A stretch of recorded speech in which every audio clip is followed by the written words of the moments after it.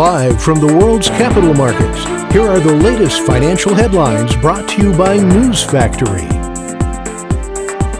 Hello and welcome to Friday's Daily Financial Report.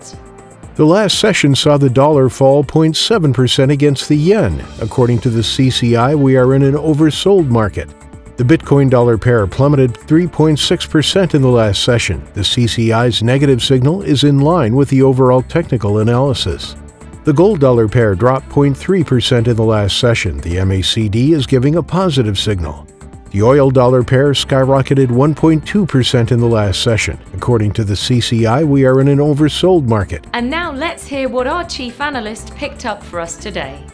Stocks were broadly lower on Wall Street as bond yields continued to fall and investors turned cautious following the market's recent run of record highs.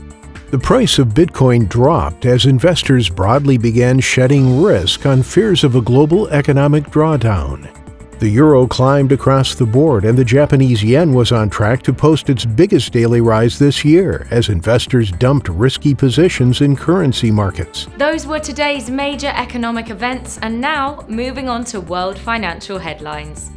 The U.S. Baker Hughes U.S. oil rig count will be released at 1700 GMT, Finland's industrial output at 500 GMT, the Austrian industrial production at 700 GMT. Japan's CFTC JPY&C net positions will be released at 1930 GMT, the UK's manufacturing production at 600 GMT, the UK's gross domestic product at 600 GMT. We hope that you've enjoyed Friday's Market Outlook. On behalf of all of us here, we wish you a productive trading day.